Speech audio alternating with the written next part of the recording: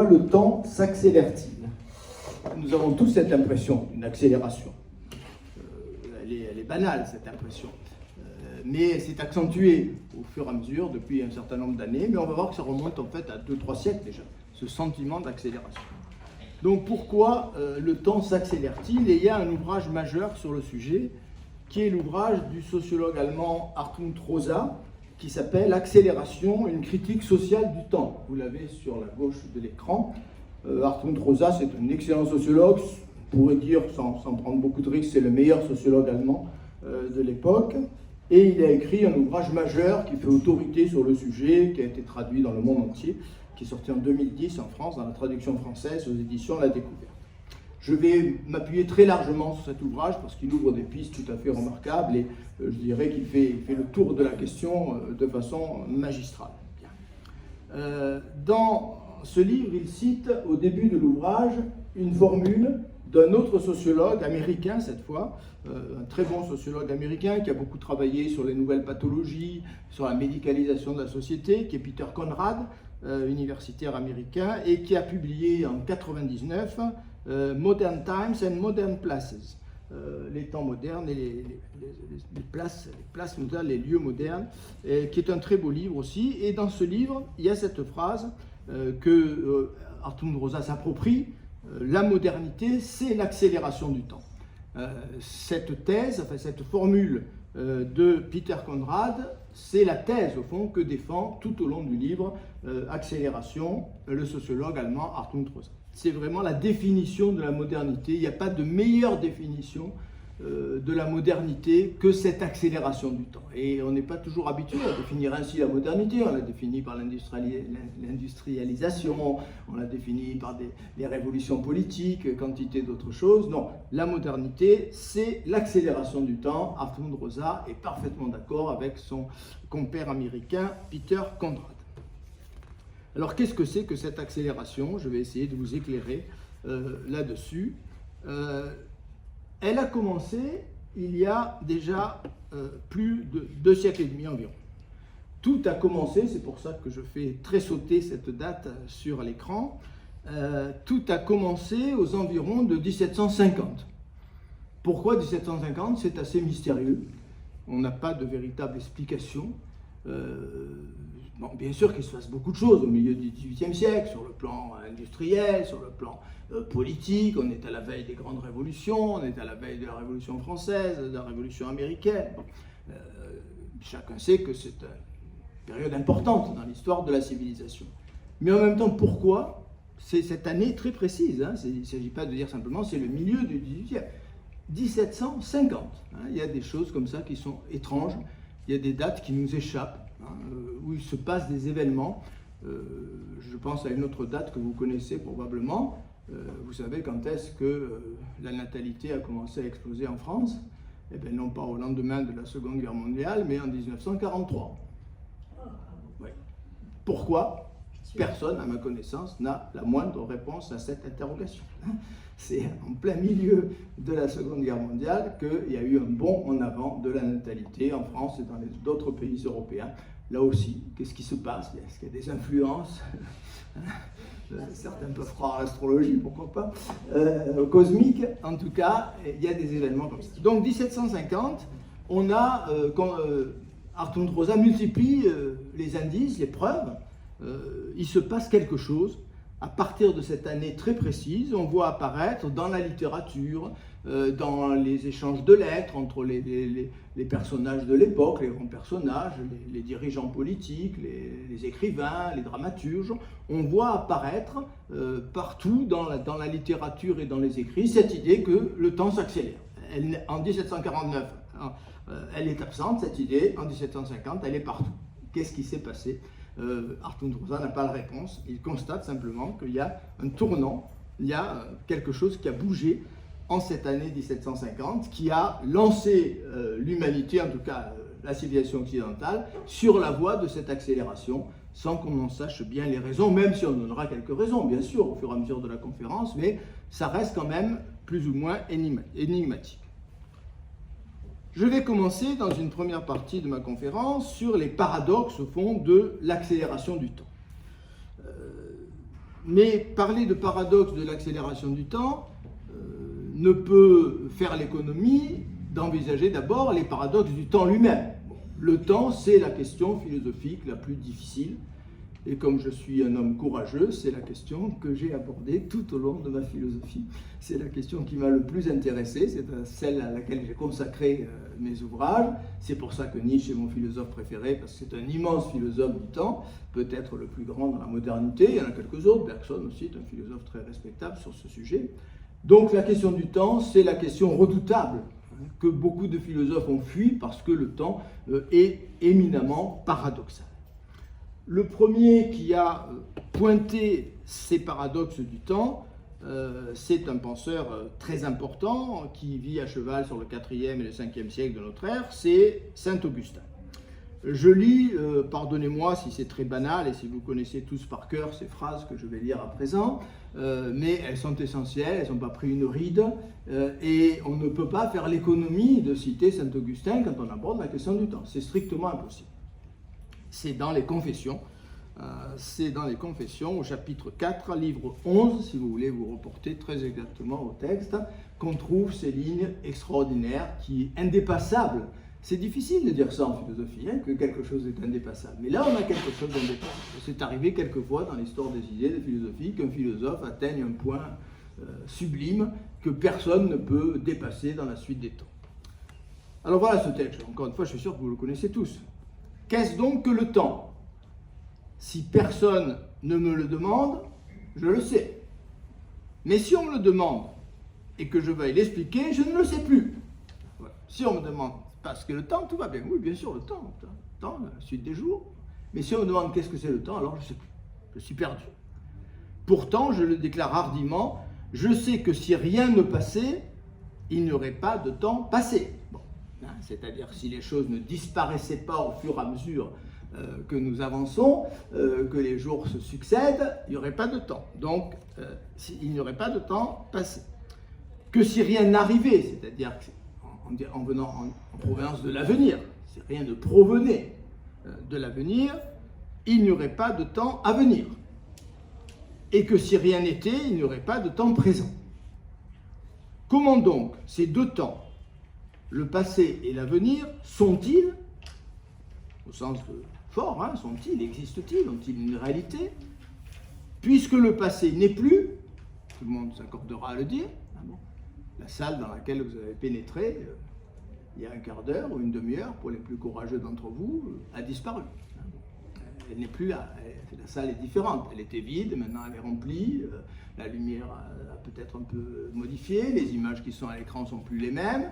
Chaque instant, Bergson a dit des choses très belles là-dessus, et totalement nouveau. Et Bergson a un argument que j'aime beaucoup, et moi j'aime les philosophes qui nous aident à mieux vivre et qui nous encouragent. Bergson nous dit, si nous étions sensibles à cette nouveauté permanente, on supporterait beaucoup mieux le temps. Pourquoi on supporte mal le temps? Parce qu'on a l'impression de la routine, de la répétition. Et je disais à mes étudiants de Cannes et du Mont-d'Urville, très régulièrement, vous n'avez jamais pénétré dans cette salle de classe. Jamais. Alors que je les voyais arriver parfois en traînant un peu les pieds. Oh, encore cours de philo, encore Granarolo, encore la salle du deuxième étage. Non, vous n'avez jamais pénétré dans cette salle. Il n'y a jamais eu la même lumière dans cette salle. Les tables n'ont jamais été exactement à la même place. Vous n'avez jamais été dans les mêmes dispositions. Vous n'avez jamais été dans les mêmes émotions. Donc ce cours de philosophie que je commence ce matin, dites-vous bien qu'il est totalement nouveau. Et que si vous étiez sensible à cette nouveauté, vous ne viendriez pas en traînant les pieds. Alors je vous rassure tout de suite, ils ne venaient pas tous en traînant les pieds. Non, non, j'ai été un professeur heureux et j'avais l'impression qu'ils étaient heureux de venir en cours de philo. Mais ceci pour dire que si nous étions les uns et les autres sensibles, et je reprendrai ça avec Nietzsche au mois d'avril, si nous étions sensibles à cette nouveauté radicale, parce qu'encore une fois, cette nouveauté, elle est radicale. Je ne vis jamais deux fois les mêmes événements de la même façon, etc. Même si je pénètre dans un lieu où j'ai pénétré 50 000 fois, ce lieu est entièrement nouveau, la 50 000e fois et unième fois. Donc, voilà cette idée de nouveauté. Comment donc ces deux temps, le passé et l'avenir, sont-ils, puisque le passé n'est plus, Il a disparu, corps et bien, totalement disparu. Bon. Et c'est troublant.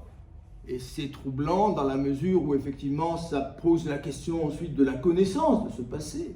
Le passé est inobservable, y compris le passé qui s'est déroulé il y a un quart d'heure. Il échappe à toute investigation directe, à toute expérience. C'est pour ça que l'histoire ne peut pas être une véritable science au sens le plus fort du terme, dans la mesure où pour l'historien, l'objet qu'il étudie a disparu. Il y a des traces sans doute, il y a des indices. L'historien mène une sorte d'enquête policière à partir des indices qu'a laissé le passé, mais ce sont des traces. Ce sont des traces du passé dans le présent, mais ce sont des traces du passé qui a disparu. Donc le passé n'est plus là, le futur n'est pas encore. Alors vous pouvez, pourquoi pas, aller rendre une visite à Madame Soleil, qui vous expliquera ce qui va se passer dans 3 mois. Peut-être que pour elle, le futur est visible. Enfin, le futur, pour l'instant, il n'est pas là. Personne ne le connaît véritablement. Quant au présent, s'il était toujours présent, s'il n'allait pas rejoindre le passé, il ne serait pas du temps, il serait l'éternité. Un présent qui serait totalement présent, qui ne disparaîtrait pas dans le passé aussitôt apparu et dans lequel le futur ne pénétrerait pas. Ce présent ne serait plus du temps, il serait l'éternité. Donc, si le présent, pour être du temps, doit rejoindre le passé, comment pouvons-nous déclarer qu'il est aussi, lui qui ne peut être qu'en cessant d'être? C'est un petit peu compliqué peut-être, c'est plus clair en latin d'ailleurs. Hein. Je vous conseille le texte latin.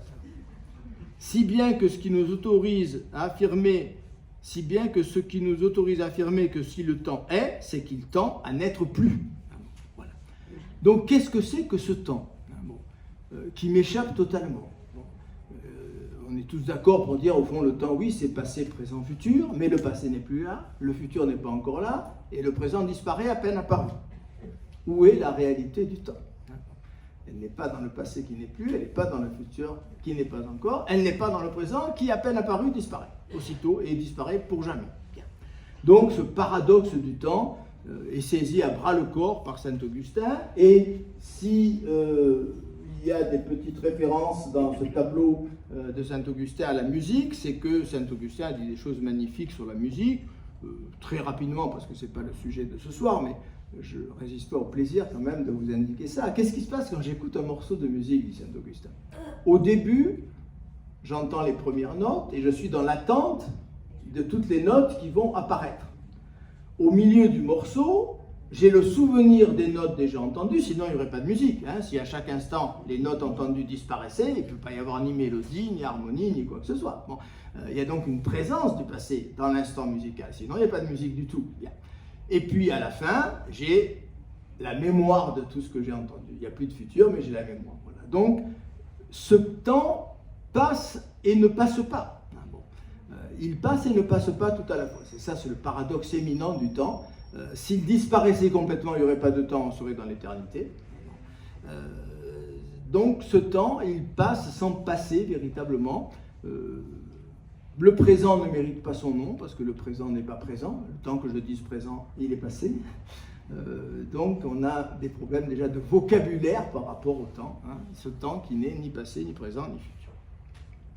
Alors comment se fait-il que ce temps, non seulement est paradoxal, mais qui nous donne l'impression, et ça c'est une remarque très ancienne, et qui s'est développée surtout à partir de 1750, je l'ai dit tout à l'heure, je ne corrige pas cette affirmation, qu'on trouve chez Hartmut Rosa, mais en tout cas avant 1750.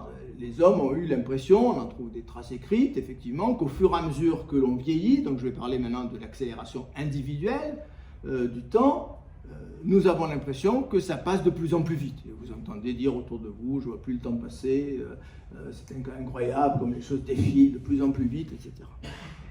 Cette énigme a été résolue, il faut le savoir. Enfin, a connu en tout cas une esquisse de solution très brillante chez un auteur que plus personne ne lit.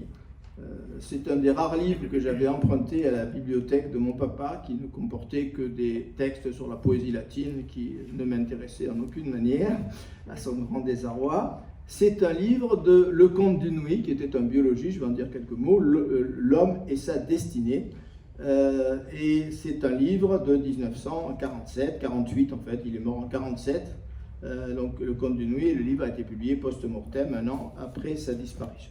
Donc le Condunuis, c'était un biologiste qui a eu son heure de gloire, qui a fait quelques découvertes, qui a enseigné une partie de sa vie aux États-Unis, qui a fui la France en 1943 pour les États-Unis, pour donner des cours dans les universités américaines, et qui a sombré un peu dans l'oubli pour de multiples raisons. L'une de ces raisons, c'est qu'il avait été l'élève dans sa jeunesse du fameux Alexis Carrel. Alexis Carrel, tout le monde a entendu parler d'Alexis Carrel, donc ce biologiste un peu borderline, comme on dirait aujourd'hui, dont les idées ont été reprises par des idéologies d'extrême droite et par le nazisme en particulier. Donc le fait qu'il avait été l'élève d'Alexis Carrel et qu'il avait repris à son compte un certain nombre de thèses d'Alexis Carrel explique pourquoi on a oublié complètement, et c'est dommage, ce biologiste qui était mathématicien en même temps, qui est un monsieur brillant véritablement, et ça vaut encore la peine de lire L'homme et sa destinée.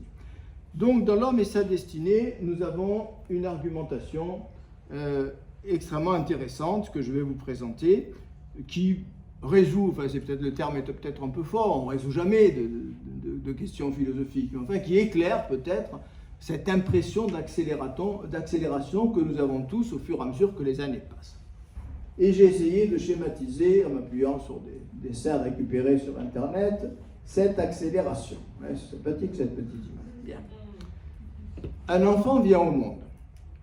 Il vit la première journée de son existence, et puis ensuite il va vivre la seconde journée de son existence. La seconde journée de son existence, c'est la moitié de sa vie.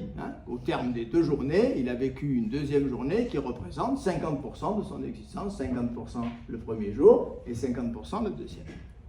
Au bout d'1 an, on va dire que c'est le petit bébé à 4 pattes, au bout d'1 an, le 366e jour, alors ne m'embêtez pas avec les années bissextiles, s'il vous plaît.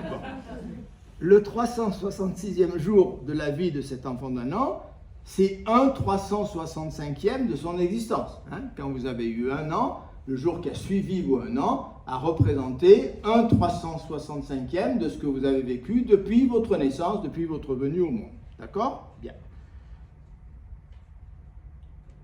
Le premier jour de notre vie, quand nous avons eu 11 ans, quand nous sommes passés de 10 ans à 11 ans, c'est 1/3650e de notre existence. Vous voyez, le rapport entre la journée que je vais vivre et toutes les journées dont j'ai plus ou moins la mémoire, mais qui en tout cas étaient là, qui ont laissé des traces dans mon esprit, dans ma mémoire, dans mon cerveau, dans mon corps. Donc ce pourcentage, il est calculé, pas à la virgule près, mais il est ressenti. Bon. Il est de plus en plus gigantesque. À 21 ans, le premier jour de mes 21 ans, c'était 1/7300e de notre existence. À 41 ans, vous voyez, je donne des chiffres pour tout le monde, puisque vous n'avez pas tous le même âge dans la salle. À 41 ans, le premier jour de votre 41e année, c'était 1/14600e de votre existence. À 61 ans, on se rapproche des âges qui nous concernent tous. À 61 ans, 1 sur 21 900.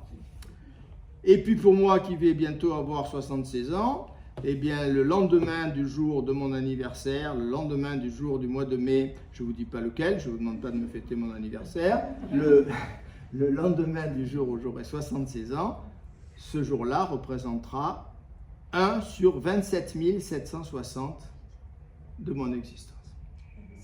Oui. Rien. Une virgule, un souffle. Donc vous voyez, je crois que le Condunuis a éclairé, sinon résolu, mais éclairé puissamment cette idée-là. Au fur et à mesure que nous avançons dans notre vie, dans notre existence, dans le temps, les jours que nous vivons représentent une part de plus en plus infinitésimale des jours que nous avons vécus. Et encore une fois, même si nous avons un peu oublié, et même beaucoup oublié, parfois malheureusement avec les maladies d'Alzheimer, totalement oublié ce passé est là. Bon, le passé, personne que je recite à nouveau ici a dit des choses très belles là-dessus. Le passé est là, tout entier, il nous accompagne. L'image de la boule de neige de Bergson, qui compare à l'existence à une boule de neige qui roule le long d'une pente et qui, au fur et à mesure, accumule de la neige. Et quand elle arrive en bas de la pente, eh bien, elle a ramassé toute la neige qu'elle a pu récolter tout au long de cette pente. Rien n'est perdu, tout est là. Donc même si je n'ai pas un souvenir lucide et conscient de tout ce qui s'est passé depuis ma naissance, personne n'ajoute dans un très beau texte avant même ma naissance. Parce qu'on sait très bien aujourd'hui, et notre ami Boris Cyrulnik pourrait le dire beaucoup mieux que moi, que l'enfant vit des expériences et des événements importants dans le ventre de sa mère, ressent des émotions, les émotions de la mère d'ailleurs en général, le plus souvent. On ne voit pas quelles autres émotions il pourrait ressentir. Et donc tout ce passé est là, tout entier. Hein, tout entier. Et donc cette comparaison qui a l'air un peu abstraite, un peu arbitraire, entre les journées déjà vécues et la journée que je vis, elle n'est pas arbitraire du tout. Hein. Bon, le passé est là tout entier et je ne peux pas ne pas comparer la journée que je vis avec tout ce passé qui est là derrière moi, qui est de plus en plus considérable au fur et à mesure que j'avance. Et donc cette comparaison rend de plus en plus ridicule la journée que je vais vivre par rapport aux journées antérieures. Donc ça, c'est pour le temps individuel. On va voir maintenant le problème du temps collectif. Il y a une formule du livre de Rosa que j'aime bien. Je vous la livre et on va essayer de l'expliciter. Nous n'avons pas le temps, c'est ce qu'on entend dire sans arrêt, on n'a plus le temps de rien faire, ça va trop vite. Nous n'avons pas le temps alors même que nous en gagnons toujours plus. Ça, c'est un paradoxe majeur. On a des technologies, on a quantité d'artifices qui nous permettent de gagner du temps. On voyage beaucoup plus vite et il aurait fallu 2-3 jours pour aller à Paris, il y a un siècle, on y va en quelques heures de TGV. Bon, on a 1000 moyens d'accumuler de l'information aujourd'hui par Internet, etc. Bon, je prends souvent cet exemple d'Internet. Je donnais il y a quelques jours cet exemple que je donne souvent aux gens qui poussent des hurlements contre Internet. Je dis non, on peut pas rejeter un outil aussi fabuleux. Certes, il faut prendre des précautions, certes, il faut éduquer nos enfants. Enfin, je donne un exemple que j'ai souvent donné. Il y a une quinzaine d'années, je préparais une conférence pour l'Académie du Var sur le poète grec Empédocle, enfin le philosophe grec Empédocle. Et j'avais une phrase en français, une traduction française d'Empédocle qui me semblait essentielle, et j'avais besoin du texte grec. Mais je n'avais pas le texte grec. Je me serais rendu à la bibliothèque de Toulon, c'était très improbable que je trouve le texte grec d'Empédocle à la bibliothèque de Toulon. Donc il y a 30 ans, j'aurais dû me rendre dans une bibliothèque universitaire, ou peut-être même à Paris, pour trouver le texte grec d'Empédocle. J'ai tapé ma phrase d'Empédocle sur Google et j'ai eu le texte grec en 3 secondes.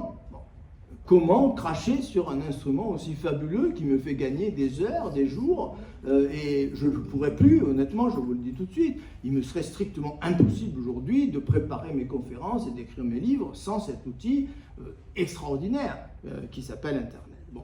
Et je ne vous parle pas de ChatGPT, peut-être je ferai une conférence sur ChatGPT. Bon, je suis absolument bluffé par ce dont est capable cette application, cette intelligence artificielle aujourd'hui à la portée de tout un chacun. Je vous donne un seul exemple, mais je vous ferai peut-être une conférence là-dessus l'an prochain.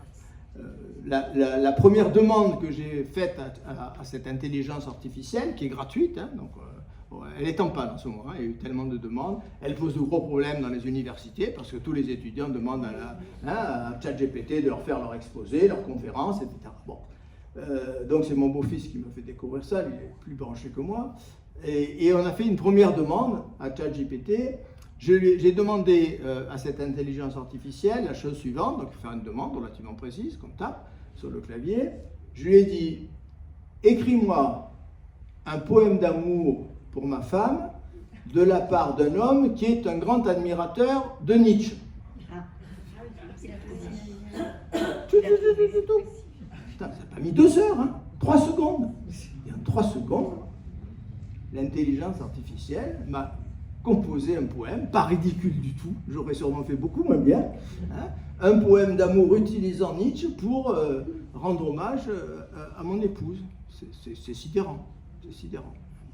Donc voilà, on ne peut pas mépriser de tels instruments qui vont bouleverser nos vies avec des dangers considérables que je n'ai jamais masqués, mais qui sont tout à fait extraordinaires. Donc comment se fait-il que nous n'avons plus le temps alors que nous en gagnons toujours plus? Les progrès technologiques devraient nous faire gagner du temps, puisqu'ils nous permettent de faire les choses beaucoup plus vite, toutes les technologies, les appareils dont nous disposons, une machine à laver, etc. Ça va plus vite quand même que du temps où les dames de mon quartier du Mourillon allaient au lavoir. Elles étaient contentes d'aller au lavoir parce qu'elles tchatchaient toute la journée, etc. Bon, aucun mépris pour les femmes, dans ce que je dis, attention. Hein. Non, mais j'ai jamais vu d'homme au lavoir du Mourillon faire laver les draps. Hein. Je suis désolé, moi je peux parler que de ce que j'ai vu. Hein. Bon. Donc, les machines à laver qui nous font gagner un temps fou, les appareils de cuisine, enfin, etc., j'en passe, c'est des meilleurs. Toutes ces technologies nous font gagner du temps et donc on devrait avoir beaucoup plus de temps libre et le temps devrait être beaucoup plus ouvert et ce n'est pas du tout le cas. On a de moins en moins de temps. La rationalisation des tâches. Hein, la rationalisation des tâches, bon, avec le Fordisme, le Taylorisme, bon, tout ce qui s'est passé dans le monde industriel, même chose, devrait, et c'est un argument qui est utilisé parfois au niveau syndical, au niveau politique, et qui n'est pas absurde, ces progrès technologiques, cette rationalisation des tâches devrait nous offrir plus de temps libre. S'il est vrai qu'on produit beaucoup plus en beaucoup moins de temps, je ne vais pas rentrer dans le débat actuel, hein, certainement pas, sur les retraites ou sur le temps de travail, mais c'est vrai qu'il y a de véritables difficultés quand on aborde ces questions. Et puis la division, ce qu'on appelle en économie la division mondiale du travail, c'est-à-dire que le fait que les tâches ont été réparties non plus à l'intérieur des nations, mais sur la planète entière, avec des pays qui sont spécialisés et qui sont devenus beaucoup plus performants que les autres et qui fabriquent à moindre coût des produits tout à fait nécessaires à l'ensemble de la planète. Eh bien, cette division du travail devrait offrir du temps libre, en tout cas aux populations des pays développés. Bon, or, c'est justement dans ces pays développés où on a les moyens technologiques, où on profite, on bénéficie de cette division mondiale du travail, qu'on a l'impression qu'on n'a plus le temps de rien faire. Bien. Donc c'est évidemment énigmatique et on va essayer, là aussi, comme on l'a fait pour le temps individuel, d'éclairer un petit peu les choses. Donc quels sont les domaines, les modalités de l'accélération du temps?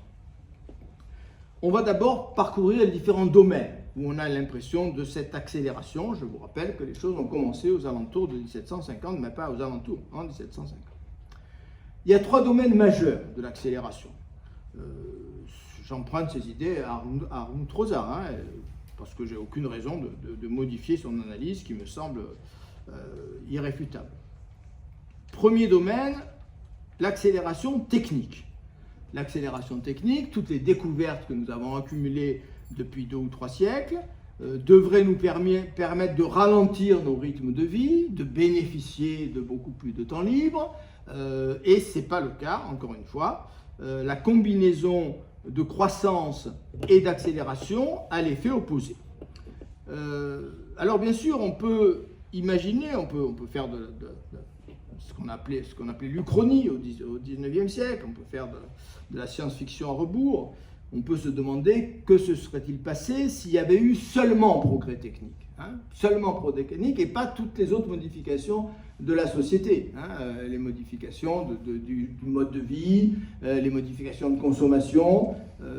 Donc c'est évidemment tout à fait arbitraire, hein, ce que je suis en train de dire, mais c'est intéressant.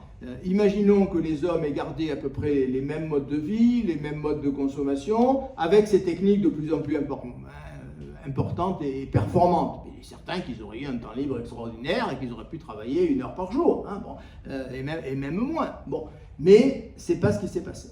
C'est pas ce qui s'est passé parce qu'en même temps qu'il y a eu cette accélération technique, il y a eu quantité d'autres accélérations qui ont fait que ce temps qui aurait dû être libéré par les inventions techniques a été bouffé, passez-moi l'expression, par quantité d'autres modifications. Deuxième accélération, l'accélération du rythme de vie. Là aussi, on est en plein paradoxe. Qu'est-ce qu'on appelle l'accélération du rythme de vie? Ben, le rythme, si vous voulez, c'est une notion importante, évidemment, dès qu'on parle de temps, c'est le nombre d'épisodes, d'actions ou de vécus par unité de temps.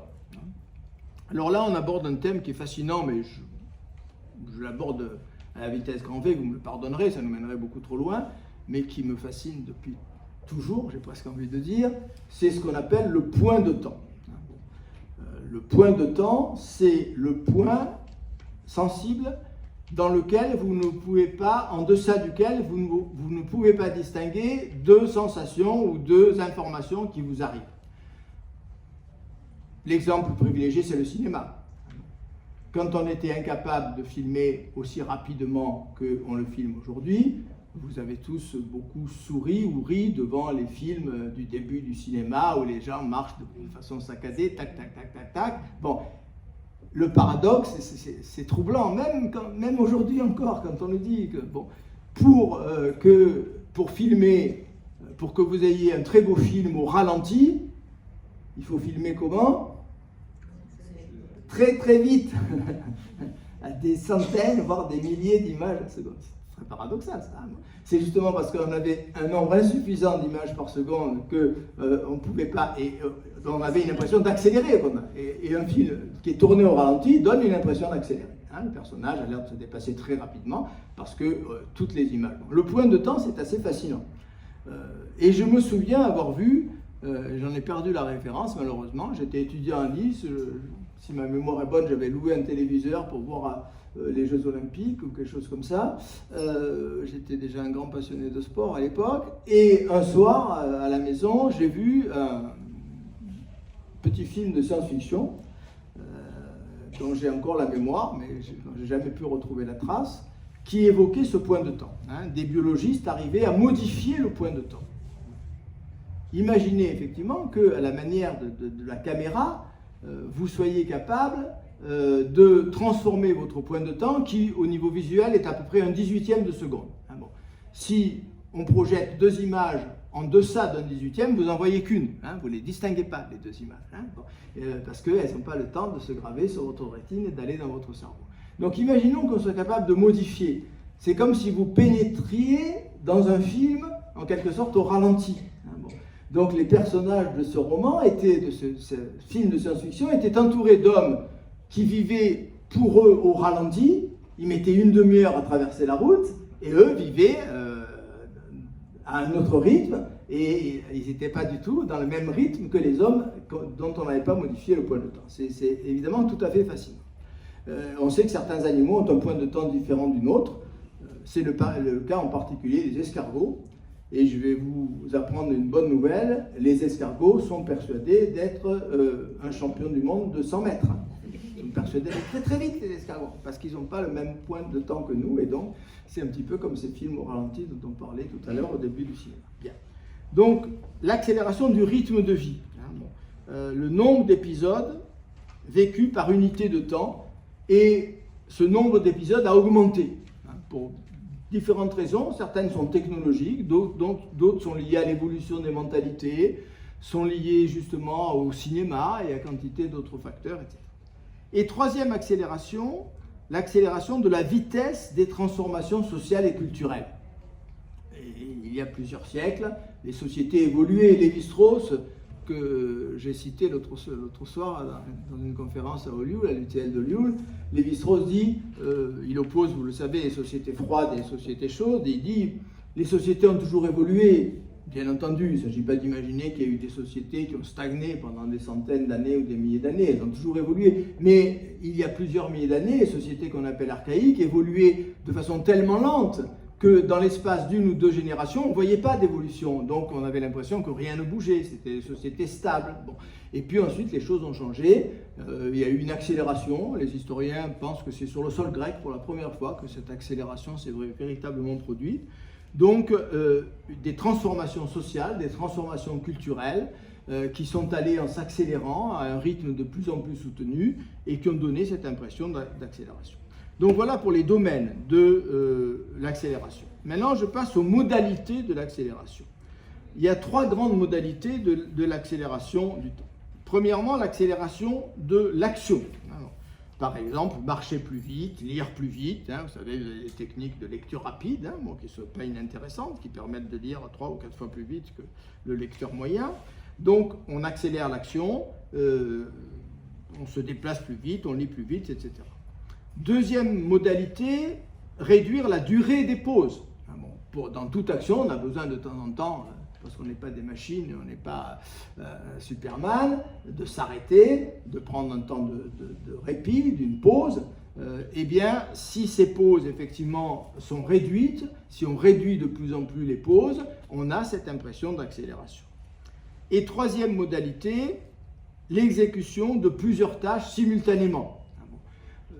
on sait très bien, je crois vous l'avoir dit dans une conférence antérieure, on sait très bien que les jeunes générations sont capables beaucoup mieux que nous de faire plusieurs choses à la fois. Hein. Bon, ils sont en train d'envoyer un SMS sur leur téléphone portable, en regardant la télévision et en participant à la conversation. Bon, nous, si on fait ça, on a le cerveau qui explose, on court chez le médecin, on est au bord du burn-out. Bon, non, les jeunes font ça sans aucune difficulté. Donc, Michel Serres, que j'aimais beaucoup et dont j'ai lu tous les derniers ouvrages en particulier, a beaucoup évoqué cela dans ses derniers écrits, Petite Poussette, etc., en disant, bon, il y a un changement ici, on critique très facilement ces jeunes qui font effectivement, qui manquent d'attention, mais c'est parce qu'ils font plusieurs choses à la fois, hein, et nous on en est tout à fait incapables. Bien.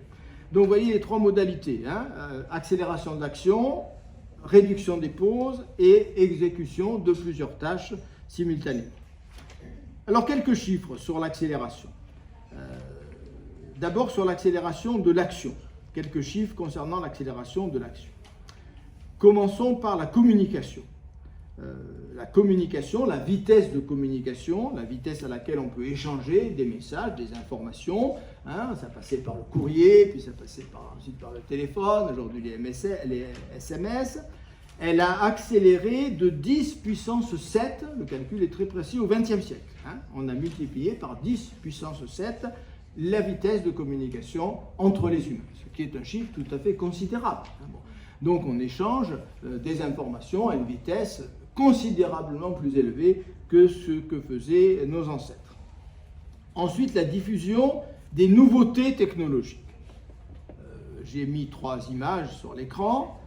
Entre le premier poste de radio et le moment où on a eu dans le monde 50 millions de postes de radio, de 1 poste à 50 millions, il a fallu 50 ans.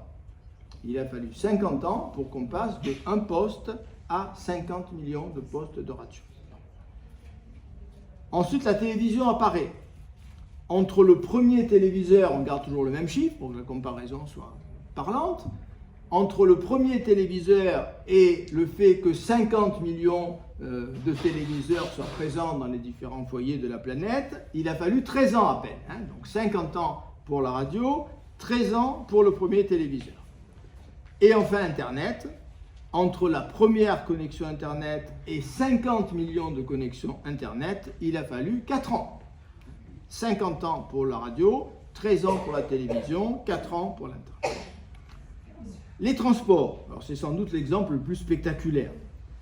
Et là, on retrouve quelque chose d'intéressant qui est la relation bien connue des physiciens entre l'espace et le temps, qui sont inséparables, c'est l'espace-temps évidemment d'Albert Einstein. Donc, on se déplace plus vite, mais dire qu'on se déplace plus vite, ça veut dire en même temps que l'espace se réduit. Bon, ce qui est évident. Bon. S'il me fallait 3 jours pour aller à un certain endroit et que maintenant il me faut 3 heures, le temps a été divisé, mais l'espace a été divisé. Donc, les calculs qu'on peut faire sur ce plan-là arrivent à ce résultat spectaculaire. Notre planète est devenue 60 fois plus petite aujourd'hui qu'au début de la révolution industrielle. 60 fois plus petite. Elle a rétréci d'un facteur 60. On habite sur une toute petite planète. C'est pour ça que c'est plus facile de la saccager en même temps, parce qu'elle est toute petite. Hein. Je passe aux actions de la vie quotidienne. Là aussi, accélération de toutes ces actions. Donc, il y a le speed reading, le speed dating, voilà. Le CDD, vous savez tout ce que c'est le CDD, non? C'est le couple à durée déterminée. Hein, voilà. Donc, toutes ces actions se sont modifiées et se sont considérablement accélérées. Et puis, réduction de la durée des pauses. Alors là, je prends un autre exemple. Je prends l'exemple de l'information. La pause entre les diffusions d'informations. On a eu au départ, 17e, 18e siècle, les gazettes. Les gazettes sortaient 1 fois par mois à peu près. Hein, et puis on a eu le journal quotidien. Hein, j'ai pris l'exemple du fameux numéro d'Aurore avec le J'accuse d'Émile Zola. On a eu les actualités cinématographiques que je voyais étant enfant, vous en souvenez certainement vous aussi, elles changeaient toutes les semaines à peu près, ou même tous les 15 jours. Bon. Et puis on a eu les 2 journaux télévisés au temps ancien de l'ORTF, etc. Et puis aujourd'hui on a les chaînes d'information continue. Alors je n'ai pas d'action sur BFM TV, mais c'est le sigle que j'ai trouvé le plus facilement. Voilà. Donc vous voyez, cette transformation, cette pause, on recevait une information tous les mois, puis tous les 8 jours, puis tous les jours, puis toutes les heures, et aujourd'hui toutes les secondes. Toutes les secondes, on reçoit une information, ça ne s'arrête jamais. C'est 24 heures sur 24 avec toutes les réflexions qui sont développées à ce sujet, évidemment, qui sont considérables sur l'impact que cette information, trop d'informations tue l'information, sur une formule célèbre, et on sait bien que ces chaînes d'information continues posent quantité de difficultés. Et puis la même chose au niveau de l'exécution de plusieurs tâches, on en a parlé tout à l'heure, ce qu'on appelle le multitasking. Donc tout cela aboutit à ce qu'on peut appeler une compression du présent. Une compression du présent. L'espace s'est réduit et le présent également. Alors le présent, évidemment, je donne l'impression peut-être de me contredire. Je disais que ce présent n'a pas de dimension puisqu'à peine arrivé, il disparaît. Bon, ça c'est l'argumentation de Saint-Augustin. Bien. Néanmoins, si je n'accompagne pas à 100% Saint-Augustin, on en arrive à l'idée quand même que le présent, au sens large du terme, pas au sens philosophique ou métaphysique, ni même scientifique, mais le présent au sens large, avait une certaine extension. Le présent, c'était quelques secondes ou quelques minutes, etc. Bon, on avait l'impression qu'il fallait quelques secondes ou quelques minutes pour qu'on passe à quelque chose d'autre. Et là, on a une compression du présent. Une compression du présent qui dure de moins en moins longtemps. Et tout ça a été évidemment profondément transformé par les technologies, bien évidemment. Je reprends l'exemple du cinéma, etc. Alors, notre société subit les pathologies de l'accélération du temps. Cette accélération considérable dont j'ai décrit quelques aspects, je suis loin d'avoir tout décrit, je vous renvoie à l'ouvrage d'Hartmut Rosa, Une critique sociale du temps, c'est le sous-titre de son ouvrage. Cette accélération entraîne des troubles, plus ou moins graves, mais on n'a pas pu s'habituer aussi rapidement à une transformation aussi considérable en l'espace de 2 siècles et demi, puisque, grosso modo, c'est en 1750 le point de départ de tout cela. Donc, on a eu des pathologies qui se sont multipliées au fur et à mesure dans les sociétés développées, des pathologies individuelles et des pathologies collectives. Concernant les pathologies individuelles, on a là aussi, on est toujours dans le paradoxe dès qu'on parle de temps. On a l'ennui. Curieusement, on devrait s'ennuyer de moins en moins puisque les choses se renouvellent en permanence, mais non, c'est le contraire. C'est-à-dire qu'effectivement, cette multiplication d'informations, ce fait qu'on passe sans arrêt de quelque chose à l'autre, finit par donner une sorte de saturation, de dépression, qui sont des pathologies du temps. Hartmut Rosa n'hésite pas à parler de pathologie du temps. Il pense que toute une part des pathologies contemporaines, le burn-out, etc., sont en réalité, si on analyse bien les choses jusqu'au bout, des pathologies du temps. C'est notre rapport au temps qui est malade. C'est parce que nous n'arrivons pas à vivre dans ce rythme et dans ce temps accéléré ou compressé, comme on voudra, dans lequel l'humanité s'est installée. Il ne s'agit pas de chercher des responsables, c'est un mouvement collectif. Il n'y a pas toujours utile de chercher des responsables et des coupables. Je laisse ça aux complotistes, de chercher des coupables partout. Bon. Donc, pathologie individuelle, ennui, dépression, etc. Ensuite, des pathologies qu'on peut appeler collectives. Alors là, je cite Hartmut Rosa parce que la phrase me paraît importante. L'accélération sociale présente de manière constitutive dans la modernité, franchit dans la modernité tardive, un point critique, au-delà duquel il est impossible de maintenir l'ambition de préserver la synchronisation et l'intégration sociale. La phrase est un peu complexe, je vais essayer de la décortiquer un peu. Ce que veut dire Rosa, c'est que cette accélération, il y a une accélération de l'accélération. Je pense que vous avez bien compris de quoi il s'agit. Cette accélération a commencé en 1750, mais elle n'a cessé de s'accentuer et elle continue à s'accentuer, même si j'introduirai quelques nuances dans ma conclusion tout à l'heure. Donc, on a franchi un point critique. Jusqu'à un certain point, alors il est difficile de donner une date, là, ici, Hartmut Rosa ne le fait pas, difficile de donner une date. Peut-être qu'il faudrait que le sociologue se risque à trouver une date un peu équivalente à 1750, qui serait la date à partir de laquelle on n'a plus pu s'adapter. Enfin, la plupart d'entre nous n'ont plus pu s'adapter. Donc ce point critique, au-delà duquel il est impossible de maintenir l'ambition de préserver la synchronisation et l'intégration sociale. Alors, je m'arrête sur ces deux expressions. La synchronisation, ça veut dire que toute une communauté d'hommes vit sur le même rythme. C'est plus le cas aujourd'hui.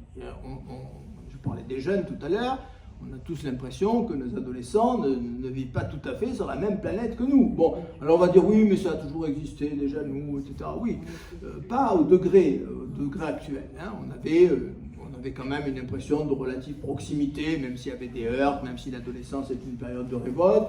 Je pense qu'il n'y avait pas ce fossé qui s'est creusé petit à petit et qui est lié à la temporalité. Hein. Donc ce que Rosa appelle la synchronisation, je crois qu'il faut bien le comprendre là-dessus, c'est le fait qu'on vit dans un temps commun, hein, dans un temps partagé. Hein. On est à peu près tous dans le même temps et dans le même rythme, et c'est évidemment un facteur fondamental de cohésion sociale qui permet les échanges, qui permet le ressenti collectif, etc. Bon, et bien cette synchronisation, il semble qu'à un certain moment, elle soit devenue quasiment impossible. La communauté a éclaté en sous-communautés qui vivent chacun dans des temps différents, à des rythmes différents, et qui du même coup ont de plus en plus de mal à communiquer les unes avec les autres, ces sous-communautés. Parce qu'effectivement, la synchronisation est un facteur clé de la communication. Et puis, intégration sociale, ça veut dire quoi, intégration sociale? C'est le fait que idée banale, mais toujours intéressante, que beaucoup de philosophes et de sociologues ont développé.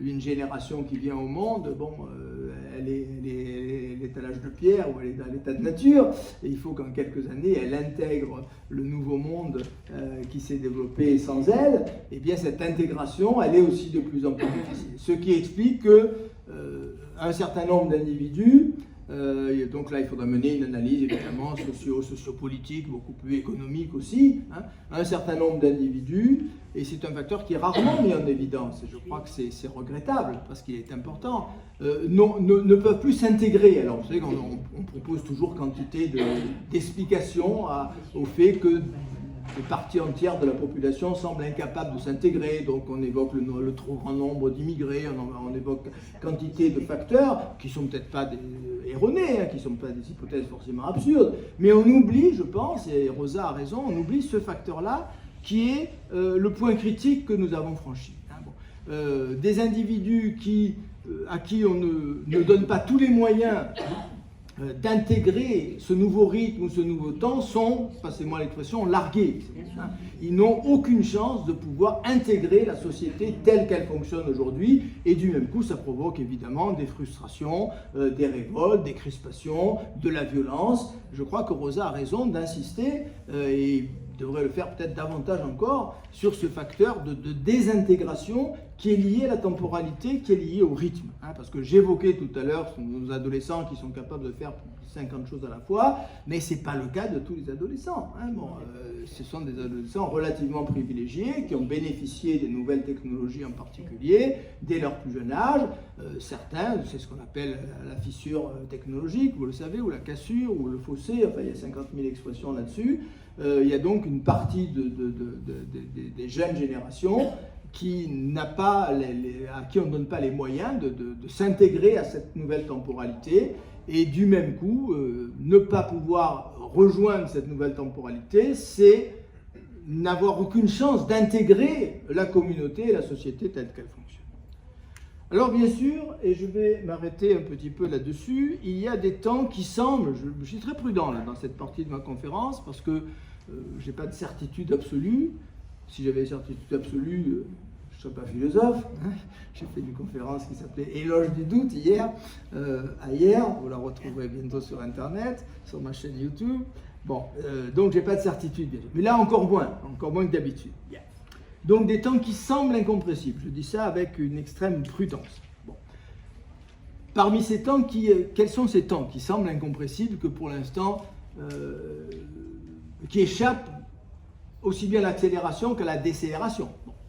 Il y a d'abord un temps physique qui est la vitesse de la lumière. Bon. qui est la clé de la nouvelle physique, celle d'Einstein, de la relativité, bien évidemment. Alors j'ai raison de dire que je dois introduire cette idée avec prudence, parce que vous savez peut-être qu'il y a certains physiciens qui commencent à douter, parce que chez Einstein, c'est un postulat. C'est un postulat, et il l'énonce en tant que tel. Bon. Et vous avez des physiciens, je pense à un physicien qui s'appelle Luminet, par exemple, qui a écrit L'homme superlumineux, qui pense qu'il y a des particules qui voyagent plus vite que la lumière. Donc, il ne serait pas tout à fait exact de dire que la vitesse de la lumière est la vitesse limite, indépassable. Sans ce postulat, toute la physique d'Einstein dégringole, aussi bien la relativité restreinte que la relativité générale. Eh bien, certains contestent cela. Mais si on ne rentre pas dans ces détails très techniques et très compliqués, on va dire qu'il y a quand même un temps qui semble incompressible, immodifiable, et qui est la clé de la compréhension de l'univers, de la théorie du Big Bang, etc. C'est pas rien, hein. C'est la vitesse de la lumière. Ensuite, un temps incompressible, c'est apparemment l'année astronomique.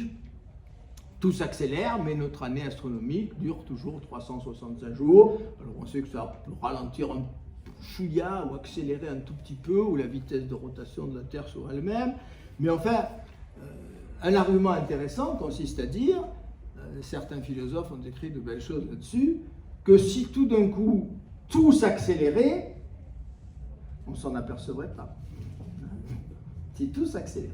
La vitesse de rotation de la Terre autour du Soleil, la vitesse de rotation de la Terre sur elle-même, les rythmes biologiques. Imaginons que tout d'un coup, tout s'accélère et aille 100 fois plus vite que hier, aucun d'entre nous ne s'en apercevrait. Puisque c'est toujours par comparaison qu'on mesure et qu'on évalue le temps. Donc ça, c'est assez facile. Le vieillissement s'accélérerait ? Le vieillissement, alors c'est le fameux exemple des jumeaux de Langevin que vous connaissez. Hein. Qu'est-ce qui se passe si j'envoie... Il y a deux jumeaux, il y en a un qu'on envoie dans l'espace à la vitesse de la lumière, l'autre qui reste sur Terre. Bon, quand le jumeau revient, il va trouver son frère, en fait, il va trouver le cadavre de son frère parce qu'il est mort depuis 2 siècles, et alors que lui, il a pris 3 ans. Hein, mais c'est purement théorique. Hein, c'est purement théorique, même s'il y a des débuts de vérification. Hein, on a envoyé des horloges atomiques dans l'espace, on a vu une différence de temps en microsecondes hein, entre l'horloge atomique sur Terre et sa jumelle envoyée autour de la Terre dans un satellite. Bien. Mais ça, pour l'instant, c'est pas grand-chose là-dessus. Hein, bon. Donc, là, je dis bien, si tout s'accélérait, y compris le temps biologique, bien entendu. Vous avez raison, si le temps biologique lui-même ne se modifiait pas, on se rendrait compte, effectivement. Mais si tout s'accélérait, y compris Aristote, vous voyez, il ne faut pas toujours ridiculiser les vieux philosophes. Hein. Aristote, dans sa physique, dit quelque chose de proche, hein, en disant, quand il essaye de penser le mouvement, et il dit effectivement que le mouvement est toujours une affaire de comparaison, hein, bon, et en même temps aussi de mémoire. C'est très intéressant ce que dit Aristote. Et on retrouve une question du temps et de Saint-Augustin. Hein, bon. Vous regardez un coureur de 100 mètres, hein, il s'appelle Bolt, hein, il va très vite, hein, c'est le plus rapide du monde. Mais si au fur et à mesure, il est dans les starting blocks,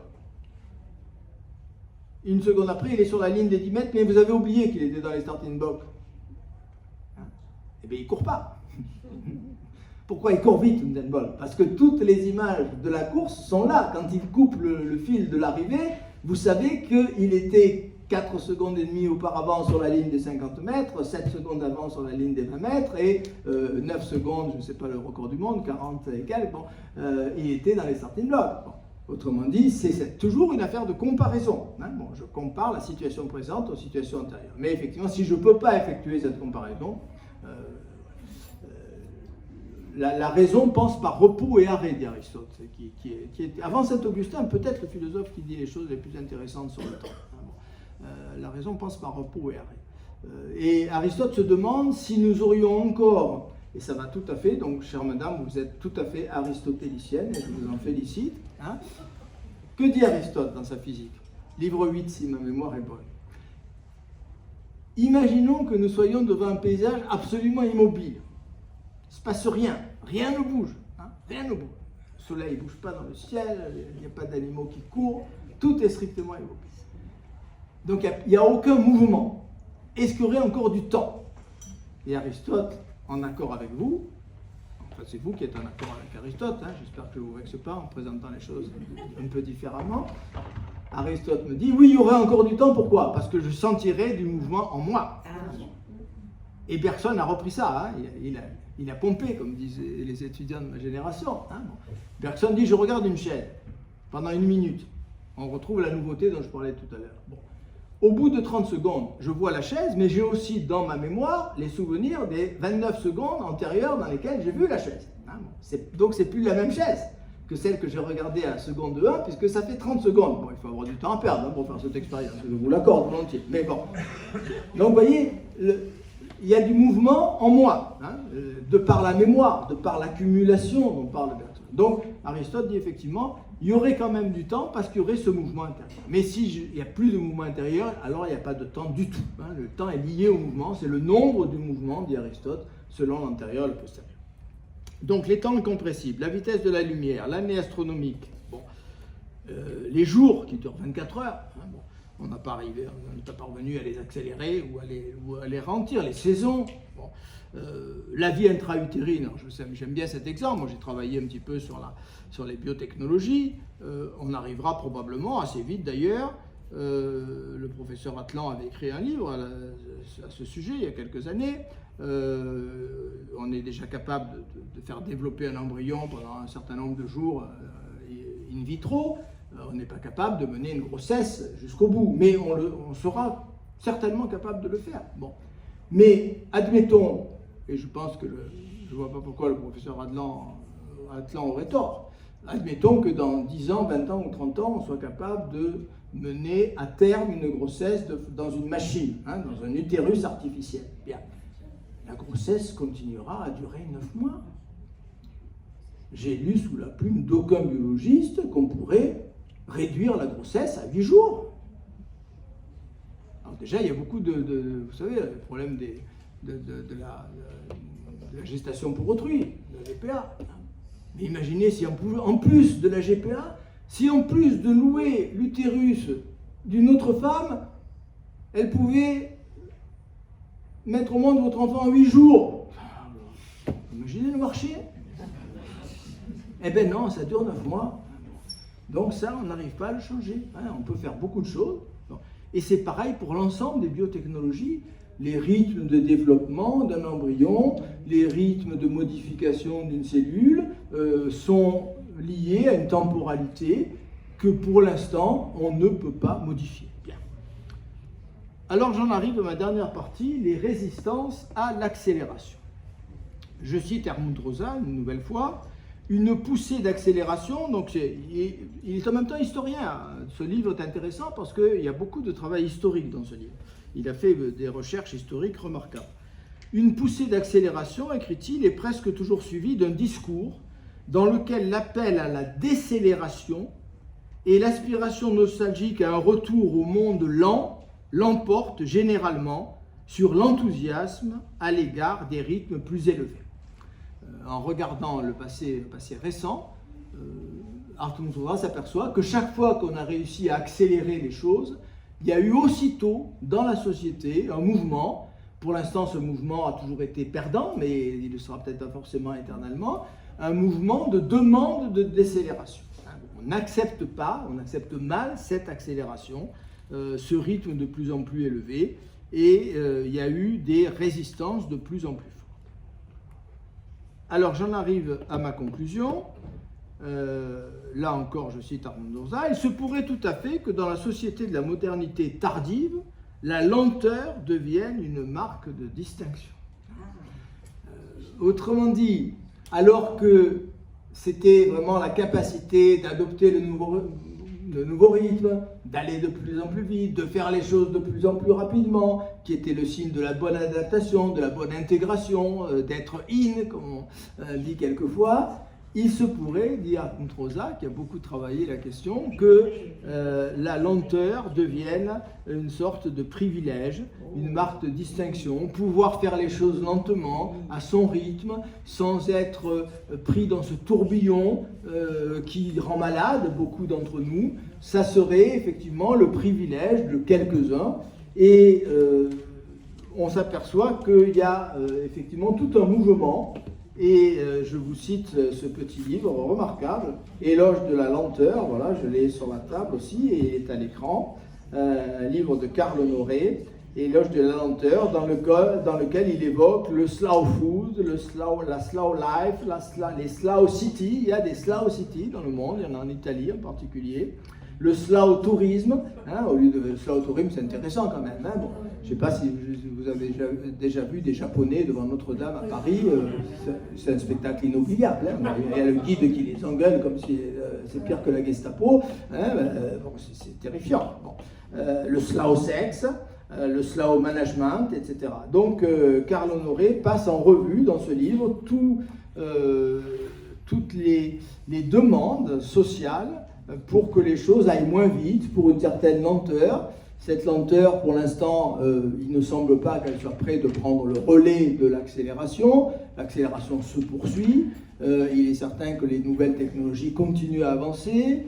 Il faudrait ici, mais je ne l'ai pas fait, vous me le pardonnerez, j'ai dit tout à l'heure, de façon peut-être imprudente, que je ferai une conférence sur ChatGPT, je la ferai peut-être pas, je verrai, ça dépendra de mon humeur du moment, mais en tout cas, il est certain que l'intelligence artificielle progresse de façon spectaculaire au niveau de sa vitesse, en particulier de traitement de l'information, et il y a sur ce plan une sorte de risque, effectivement, puisque je vous ai fait la publicité de mes petites phrases de la semaine, il y a quelques temps, je crois que c'était début janvier, j'ai commenté une formule de, je ne sais plus de qui d'ailleurs, bon, d'un spécialiste de l'informatique, qui évoque le décalage,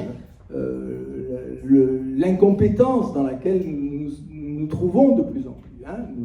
Nous pouvons de moins en moins rivaliser avec les performances de nos machines. Hein. Bon. Et ça, c'est un facteur un petit peu dangereux. Le premier philosophe qui avait développé ça, c'était Gunther Anders dans les années 40-50. C'était le mari d'Hannah Arendt à l'époque, qui a écrit un livre magnifique qui s'appelle L'obsolescence de l'homme. Je crois que vous en avez parlé déjà les dernières années. C'est un très très beau livre. Donc c'est cette idée d'une... il appelle ça la honte prométhéenne. Hein. L'homme se sent faible par rapport aux machines, se sent inférieur, pour la première fois dans l'histoire, par rapport aux machines dont il est pourtant le créateur. Il a l'impression que ces machines atteignent des performances, et c'est pas faux, dont il est de plus en plus incapable. Oui. On essaye quand même de battre toujours des records de vitesse. Oui, vous avez raison. Non, mais absolument, vous avez raison de rappeler ça. Ah non, le mouvement de résistance, si vous voulez, à l'accélération existe, mais il n'est pas prêt de l'emporter. On essaie d'aller plus vite. Et le danger, enfin, un des dangers, qui me semble le plus évident, c'est qu'effectivement, le rythme dans lequel on essaye de nous conduire, c'est un rythme qui sera acceptable, et non seulement acceptable, mais qui sera aisé pour nos machines, et de plus en plus impossible pour l'humain. Hein. Bon, donc on risque d'assister à une sorte d'exclusion de l'humain, de l'économie, de quantité de domaines. Ça, c'est un véritable problème. Bon, encore une fois, j'ai dit tout à l'heure, je ne suis pas du tout l'adversaire ni d'Internet ni de l'intelligence artificielle. J'ai beaucoup travaillé ces questions. Je pense que c'est nous qui sommes les créateurs. Bon, c'est nous qui sommes les créateurs. Et il ne faut pas forcément désespérer. Mais il y a cette difficulté quand même que nous ne sommes plus capables d'égaler les performances de nos machines, et qu'un monde qui irait à des vitesses de plus en plus considérables serait un monde au fond inhabitable pour l'humain tel qu'il est, sauf si je modifie l'humain. Hein, vous voyez, comme tout se tient aussi, le transhumanisme, les puces électroniques, le cerveau neuronal du fameux Elon Musk, hein, etc. Bon, une façon effectivement d'égaler les performances de nos machines, ce serait de nous mécaniser nous-mêmes, de mécaniser l'humain, d'informatiser l'humain, mais on voit évidemment les dangers de cette perspective et tout ce que cela contient de menaces. Voilà, donc j'ai ouvert des portes sur une conférence qui viendra peut-être l'an prochain, et en tout cas, je vous remercie de votre attention, et je suis prêt maintenant à répondre à toutes vos questions.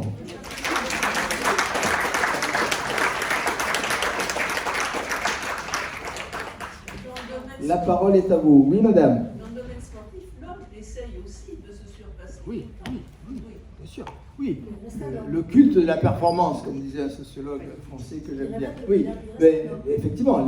Alors, là aussi, c'est assez étonnant. Dans le domaine sportif, on assiste à une certaine décélération. C'est-à-dire on s'aperçoit que les records tombent moins vite, hein, parce qu'on est peut-être proche d'une certaine limite. Il y a des records qui durent très longtemps, ce n'était pas le cas il y a 30 ou 40 ans. Est-ce qu'on pourra sauter 3 mètres au saut en hauteur? C'est infiniment improbable. Donc on va grappiller des centimètres, ou alors on transforme les choses, on va mesurer les choses au dixième, au millimètre près. Hein. Donc le domaine sportif est très intéressant. Hein, et il fut un temps où effectivement les records tombaient les uns après les autres, et là on a l'impression d'une certaine limite qui est près d'être atteinte. Alors les débats sont ouverts là-dessus, hein, mais l'exemple sportif est extrêmement intéressant. Les records tombent moins vite, et on peut se demander, certains sociologues du sport ont écrit de belles choses là-dessus, est-ce qu'il y aura encore des records battus dans 30 ans, 40 ans sur le 100 mètres ou le saut en hauteur? Ben, peut-être pas, hein, peut-être pas. Bon. Donc le corps humain reste à peu près ce qu'il est. Alors bien sûr, on progresse au niveau des entraînements, au niveau de quantité de facteurs qui sont importants, mais il semble bien, vous voyez, que ça rejoint ce que je disais tout à l'heure. Même chose au niveau de la mémoire ou d'intelligence. On peut faire progresser nos capacités musculaires, on peut faire progresser nos capacités cérébrales, mais il y a des limites qui semblent, en tout cas, sinon infranchissables, du moins très très difficiles à franchir. Quand je fais des conférences sur l'intelligence artificielle, je donne toujours des chiffres qui sont incontournables sur la vitesse de calcul de nos machines. Hein.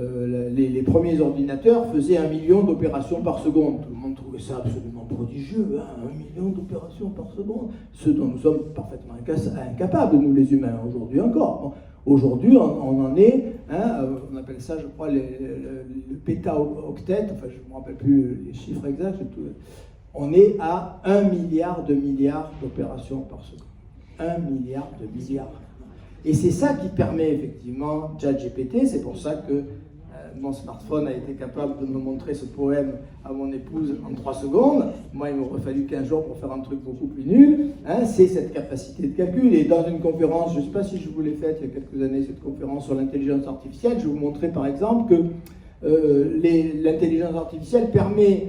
on l'avait cantonné à certaines tâches, et puis on s'aperçoit qu'elle met en danger des professions qu'on croyait à l'abri. Et un exemple qui est souvent donné, c'est les radiologues.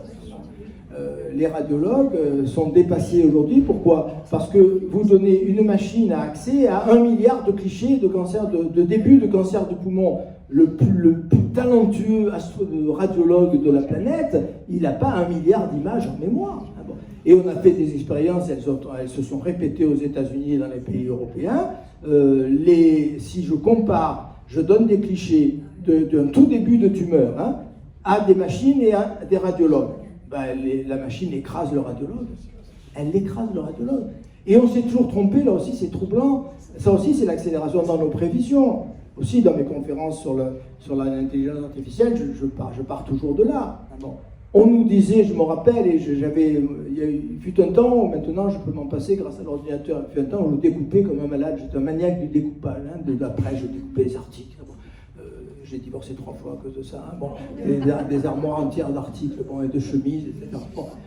Eh bien, j'avais découpé une double page du Monde, j'étais prof à Bastia à l'époque, je l'ai dans mes archives, hein, je peux vous la montrer, dans les années 80, qui disait « Jamais un ordinateur ne sera champion du monde d'échecs, c'est pas possible, c'est un jeu qui contient une part d'intuition, etc. » 10 ans après, Deep Blue donnait la pâtée à Kasparov. Et depuis, c'est tous les ans un ordinateur qui est champion, et plus jamais un humain sera champion du monde d'échecs. Alors ensuite, on a dit « Ah oui, d'accord, les échecs, d'accord, mais le jeu de Go, c'est beaucoup plus compliqué. Jamais une machine pourra... » L'ordinateur a battu le champion du monde de Go l'an dernier. Hein, bon. Pas l'art. Oh là, attendez, méfiez-vous. Il ne faut jamais dire jamais. Hein. Je vous disais tout à l'heure, à côté de ChatGPT, vous avez une autre application. Alors, je ne l'ai pas encore testée, mais j'en ai entendu parler par beaucoup d'amis. Vous demandez à la machine, par exemple, vous faites une demande très précise, fais-moi un tableau du vieux port de Marseille à la manière de Van Gogh. ben, je vous assure que c'est sidérant, c'est bluffant. Hein. À la manière de... Oui, non, d'accord, mais c'est une étape, attendez. Bon, et les peintres aussi, ils ont commencé par travailler à la manière d'eux, ils ont copié dans les musées les tableaux de leurs prédécesseurs avant de créer. Donc, vous savez, moi je suis très très prudent là-dessus. Hein. Bon, on s'est tellement trompé dans nos prévisions, on a tellement dit, ça sera pas pour se rassurer, c'est pas possible, ça n'arrivera jamais. Soyons prudents, voilà, c'est tout ce que je dis. Oui, madame, je vous écoute. Il y a quand même une différence entre la machine et l'homme. L'homme, il crée, tandis que la machine, pour l'instant, ne crée pas. Oui, c'est ce que je viens de dire. Je suis d'accord. Pour l'instant, il n'y a aucun problème. Il n'y a aucun doute à ce sujet. Il n'y a aucun doute à ce sujet. Mais, si vous voulez, quand vous regardez ce qui s'est passé à une vitesse, alors on parle d'accélération, l'accélération est sidérante. 2 millions d'opérations par seconde à 1 milliard, 2 milliards d'opérations par seconde en 50 ans. Hein, bon. Et donc, je vais vous raconter un souvenir. J'aime bien, j'arrive à un âge où j'aime bien raconter des souvenirs. Hein, vous comprenez, je pense, presque tous. Il y avait une émission extraordinaire qui s'appelait La Marche du siècle, hein, du temps où la télévision pouvait nous apprendre encore quelque chose. Bon. Et je me souviens, il y a 40 ans à peu près, je pense, ou un peu plus, d'une marche du siècle dans laquelle on avait invité un professeur, dont je n'ai pas oublié le nom d'ailleurs, tellement ça m'avait marqué, qui était un professeur américain qui s'appelait Dreyfus. Bon. Et on lui posait la question qu'on pose aujourd'hui, 40 ans après. Hein, bon. Est-ce que la machine pourra devenir intelligente ou consciente? Bon, pour l'instant, on en est très très loin. Bon. Et il disait, mais vous savez ce que c'est la conscience? Et il a proposé l'image suivante.